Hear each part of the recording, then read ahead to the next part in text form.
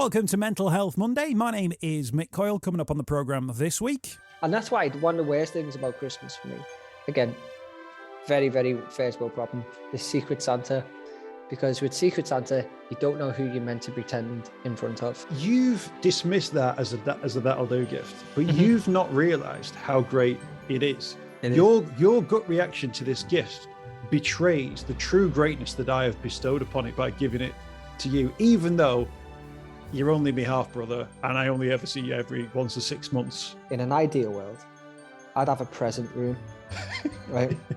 The way I'd do it is that you go, right, presents, go in that room, in the little present room, and then we each take it in turns. Don't have to pull faces and pretend, and then you come out and go, yeah, sound, and then the next person goes in, and no one ever mentions no one ever mentions the present, and you just go, great, get on with it. And I'll be reminding you how you can make connections with mental health organisations within your community. It's Mental Health Monday. So it's the home of the UK's conversation on mental health. Welcome to Mental Health Monday as we reach the end of the year 2021. If you're listening to this as it's gone out, you'll know that we're nearly here when it comes to the big day and Christmas. If you're listening at some point in the future, we're recording this at the end of December 2021, where we're hearing all sorts of things about the Omicron variant. And at the moment, it's not particularly good news, but at the same time, we're all trying to go about planning our Christmases and not really being sure what the next few weeks are going to be holding in store. As someone who's listening in the future to where I am now, fingers crossed everything's working out for yourself and also for me, if I'm absolutely honest, because it's that time of the year, isn't it, where we want everything to run as smoothly as possible. Going to spend a little bit of time on the programme over the next couple of weeks, actually, with Christmas and New Year specials with friend of the programme, CEO of Chasing the Stigma, the creator of the Hub of Hope, and a good pal of mine, Jake Mills. Jake, Merry Christmas. Merry Christmas. I've not actually said that to anybody. It's because we don't see anyone anymore. That's it. Merry Christmas to you and yours. We are at that time of the year whereby I think going into Christmas, and we're a week or so away, like Christmas seems to be a very optimistic place, doesn't it? Like we're striving to get there, and the vision we have of it is log fires, even though we don't have a log fire.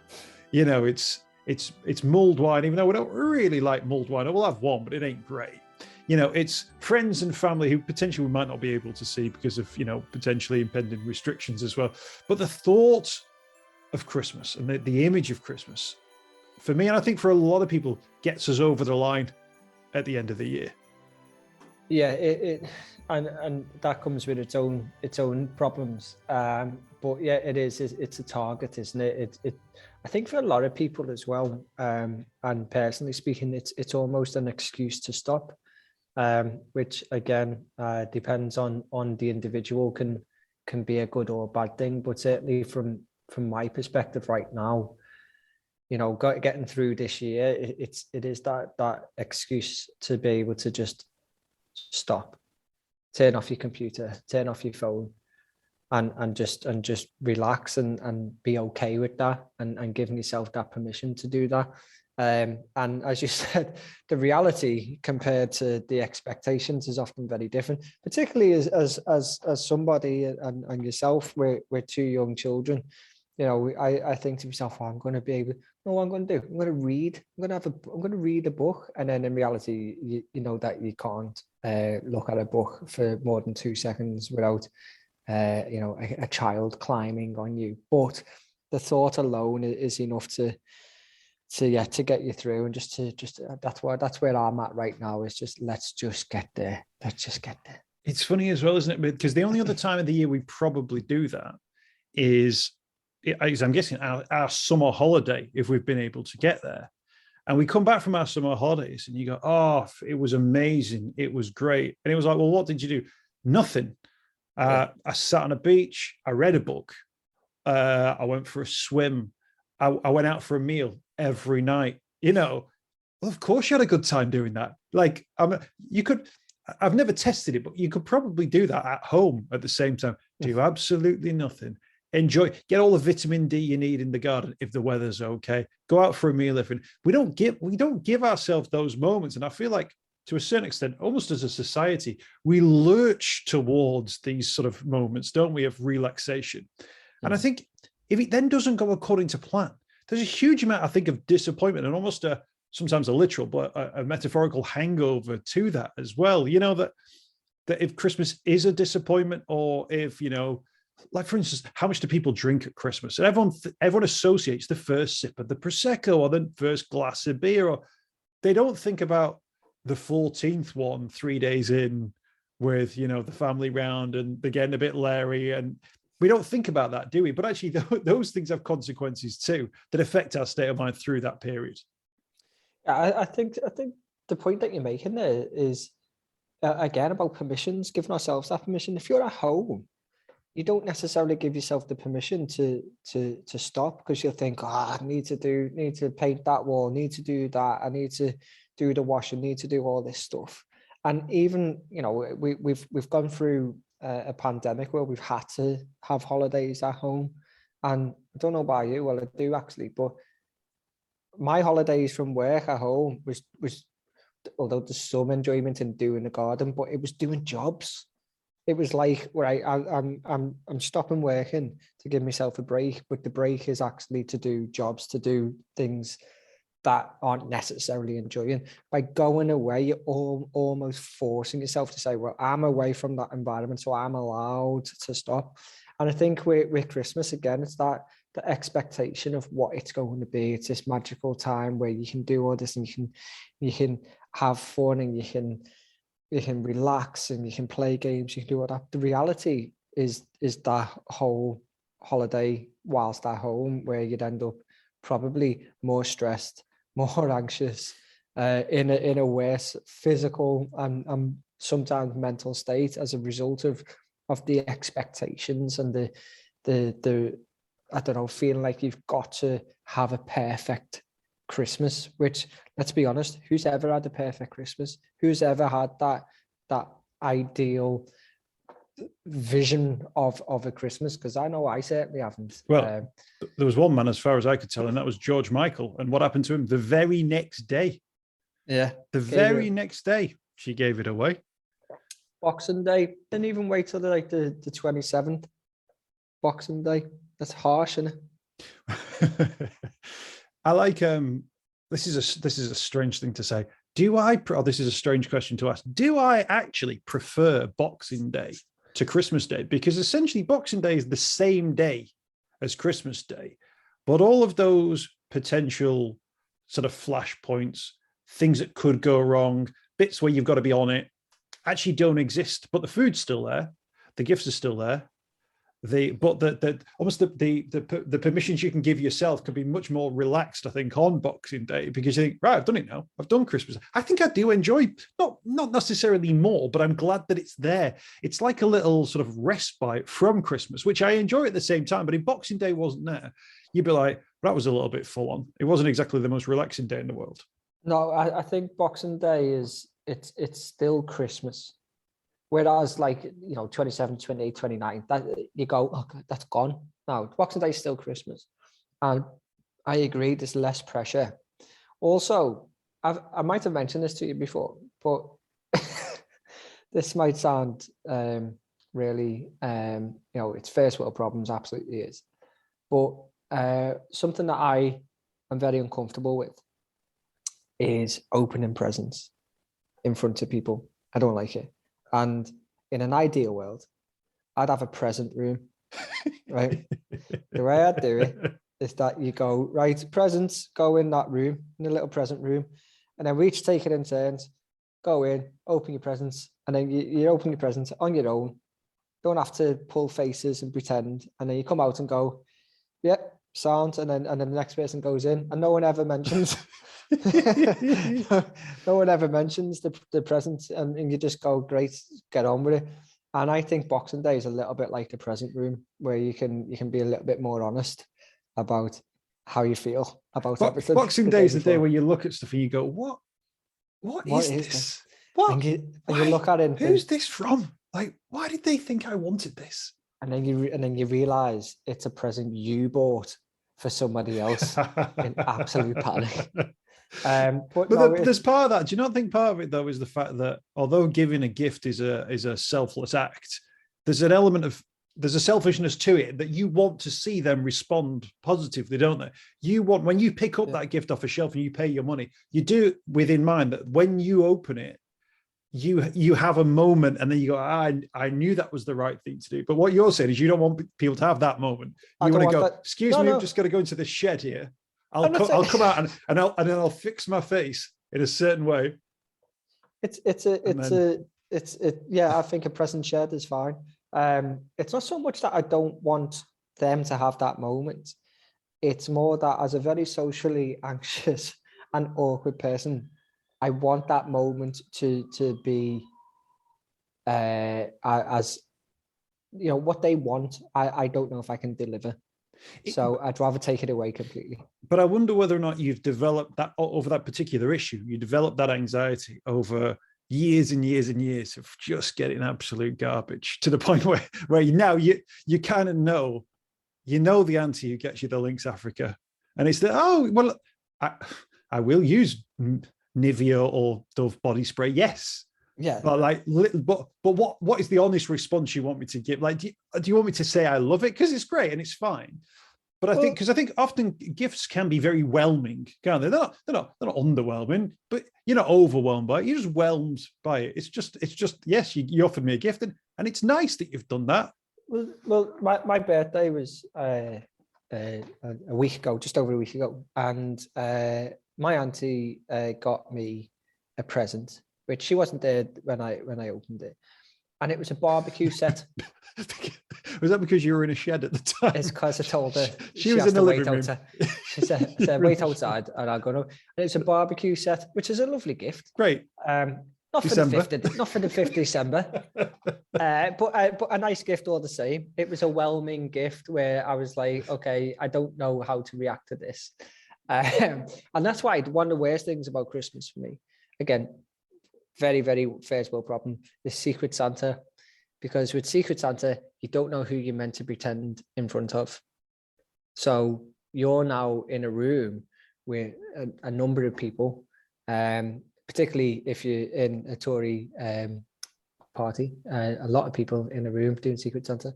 And what you have to do is you have to pretend to every single person in that room because you don't know who got you this really disappointing gift. So you now have to pretend to every single person. It's genuinely like I am making a joke of it, but I absolutely cannot stand those moments. I hate them because I just feel like there's so much pressure on it. So yeah, there we go. There's I think there's the thing as well about gifts. How many gifts that you buy at this time of year are gifts where you go, perfect. I've got right. Yeah. And how many gifts that you buy are at best, that'll do. Because I think we are a nation of that'll doers. Like, I need to get something for someone and this'll do. And like, you don't look at something and then go, or you don't think, remember when we went, for that weekend away and they said they always needed a such and such a thing. And I found like a handcrafted version in a Parisian market, something that'll go, this is amazing. This is exactly the thing. Instead, you go for the that'll do. And you kind of go, that's tick to box, which on my list says I need to get that person a gift. I think we do it. And I don't think that's necessarily wrong with that. Because I think if you had to invest emotionally into every gift, like you literally wouldn't have any emotions left. But I think that's almost, I think, where we are with gifts at the moment. Gift giving, it gets to the point where you get to the that'll do's because you're just thinking, right, crank them up and let them out. Come on, get them wrapped and get them given. I'm there right now, to be honest with you. I think most people are. And every year, I think I need to know what I'm going to like pay attention. I'm going to write notes down to what they want and stuff. But then what I do is I then like double down on the that'll do gift and try to make the that'll do gift seem like a more than a that'll do gift. So when you give a that'll do gift, and often the reaction is, that's good. And then you put it down. I mean, no, just pick it up again because have a look actually what it does. And then I try to really ham up how good that gift was, but it was just a that'll do gift.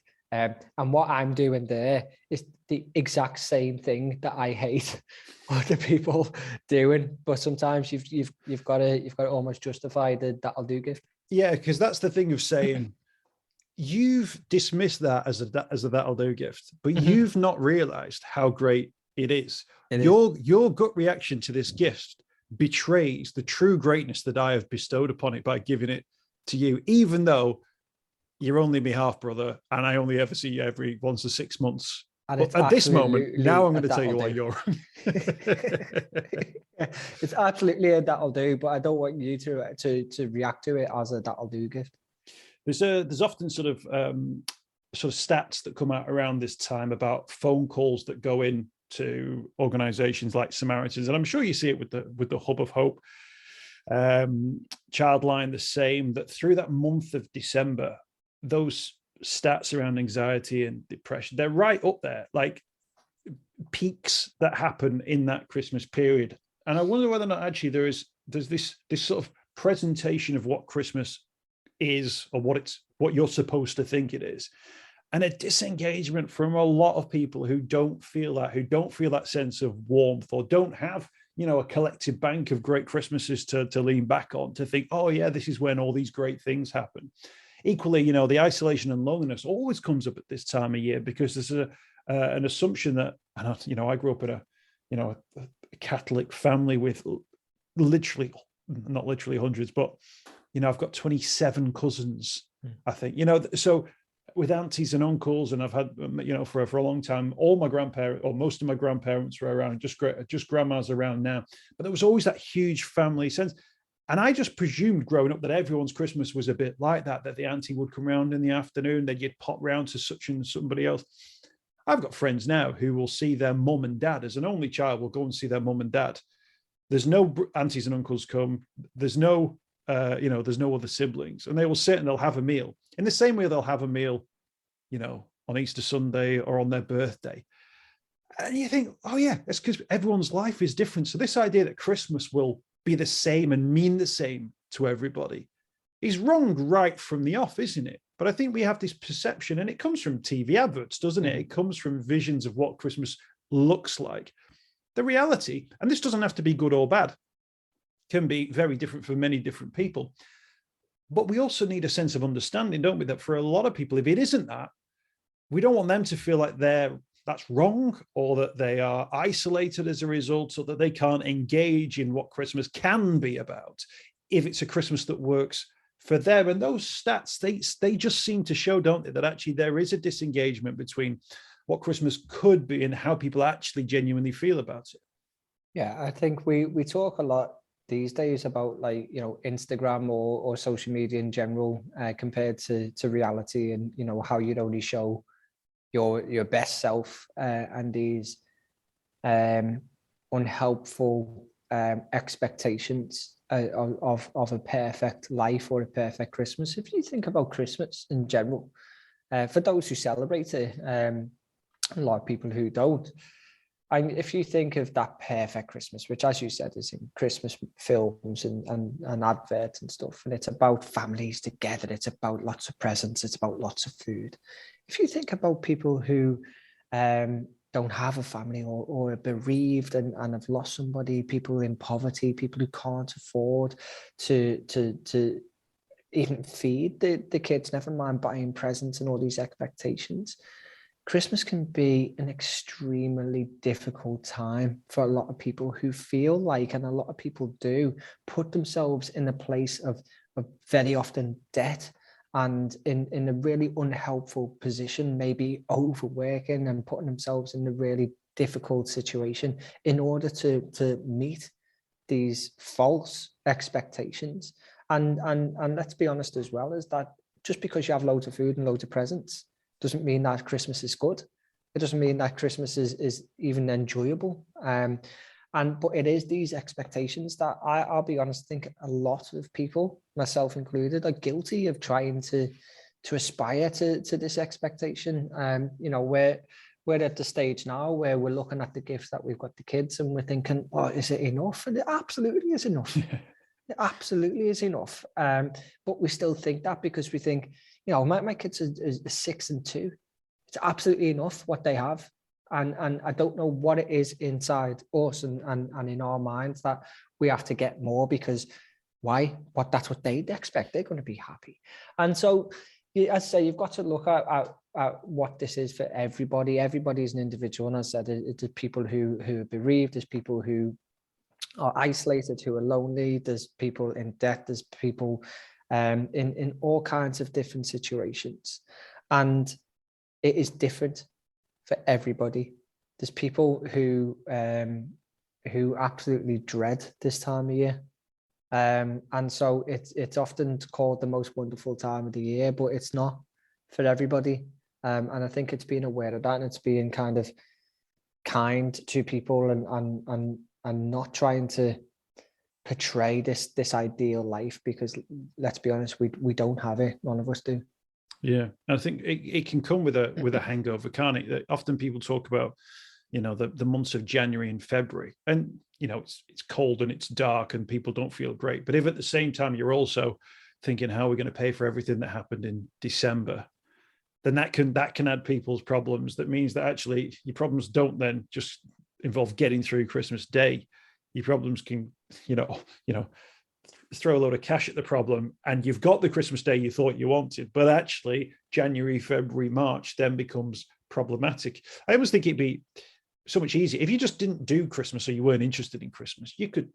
Christmas Day, you could head out and about, your place would be quiet, you go for nice long walks, and it's when I think Christmas, you try and make Christmas mean something, or you try and force a Christmas that you think or expect, that it blurs the line, doesn't it, between expectation and reality. And you can do a thrifty Christmas, you can do Christmas on the cheap, you can do Christmas organic or Christmas homemade, and all of those things.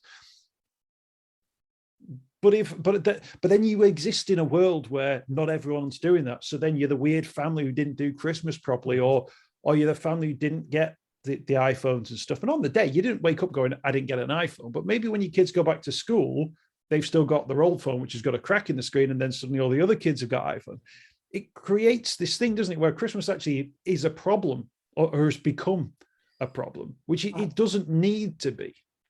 No, absolutely. And there's a whole host of examples, because even like if you think about what we've talked about, I think we've said already, Christmas about food, it's about drink, it's about all this thing. What about those with eating disorders? What about those who with addiction and alcohol dependency?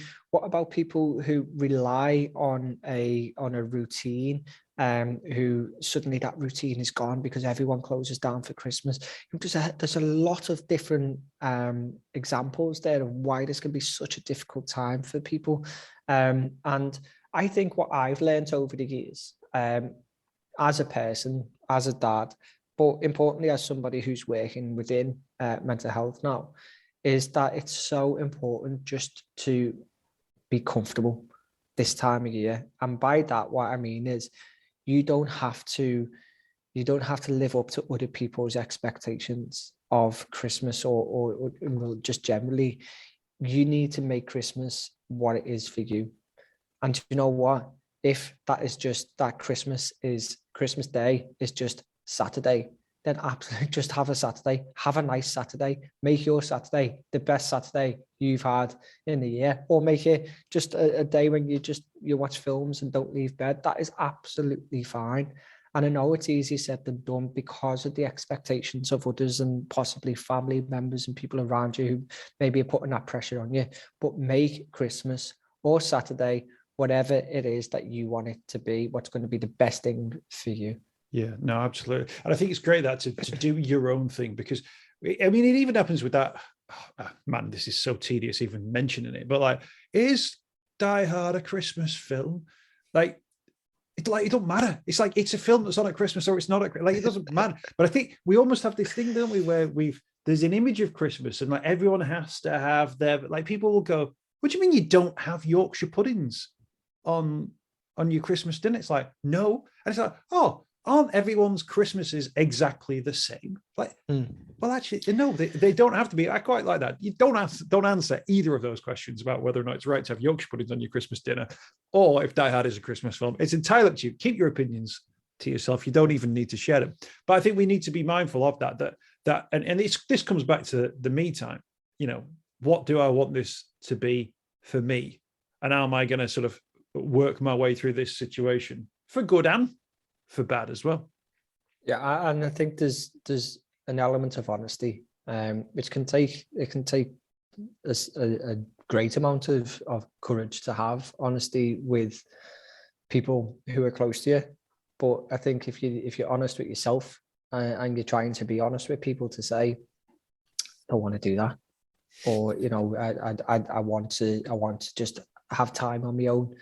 And if you are having to go to family members' house, or you're having to be around people and it's a bit much, then schedule in time for yourself. That there's often a lull, isn't there, in Christmas, when maybe after dinner or there's a certain time when everyone may just kind of have a little snooze or just sit down. Take that time to be on your own, to go for a walk, to go out and just do what you need to do. So even if you have to go and be around other people, even if you don't want to, schedule something for yourself. Try to have that time for yourself, because it's so important. It can be so overwhelming. And I think if you can have that honesty, it's really important to do that. Absolutely. In next week's, in fact, there'll be 2 weeks' time of episode for the new year. We'll talk about the year of Chasing the Stigma and the Hub of Hope as well. But just to wrap up the Christmas special, I just wanted to mention a tradition which I cannot in any way, shape or form understand or believe that I will ever buy into. And it's only something which I think has emerged in the last sort of 4 or 5 years, but it may have been going on longer and I've just been blind to it. And that's when you see the advert for the Boxing Day sale that starts at 5 a.m. on Boxing Day. And then you catch the news at 10 o'clock at night on Boxing Day or whatever. And there's a report, and it's people who must have cut short Christmas Day. They must have got to 7:30 on Christmas Day and gone, right, sorry, family, sorry, gifts, sorry, Mrs. Brown and her boys. I've got capitalism to deal with it. I have got, there is something I've got. I don't know how badly you need the thing in the shop but you think, right, I'm going to set the alarm for 4:15, maybe. I'm going to get to this retail park or high street. And it's fun. And I understand that sometimes people want to, get the bargains to their one chance to get it. But that idea of cutting short something as not sacrosanct as Christmas Day, but a one day where you kind of go, it's Christmas Day and Boxing Day, bank holidays. You don't have to do anything. You don't have to go. But they go, no, my choice, the thing I want to do is that. And I just think that is commitment to wanting to spend money. But I've never got anywhere. Does that still happen now, or do you think the internet is killing the camping to queue?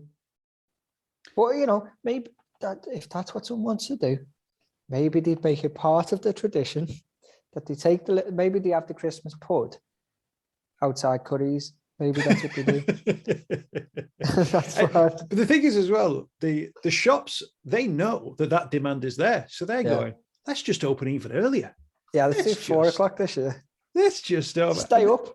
But there's obviously a sense that's a thing. And I just think, just stay. If there's a couple of days where you can surely stay in bed or even just have a movie day or whatever, it's Christmas Day or Boxing Day. But those people. No one slags you off for having Yorkshire pudding on your Christmas dinner.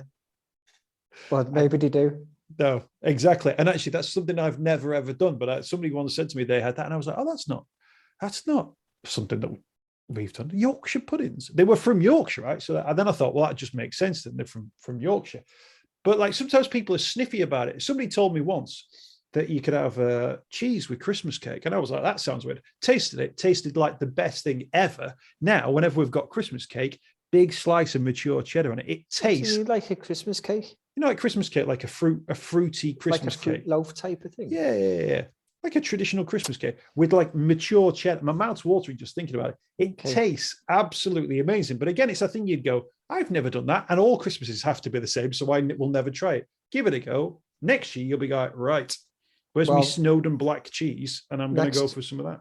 Next year, you're going to be queuing in a tent to buy a cheap telly.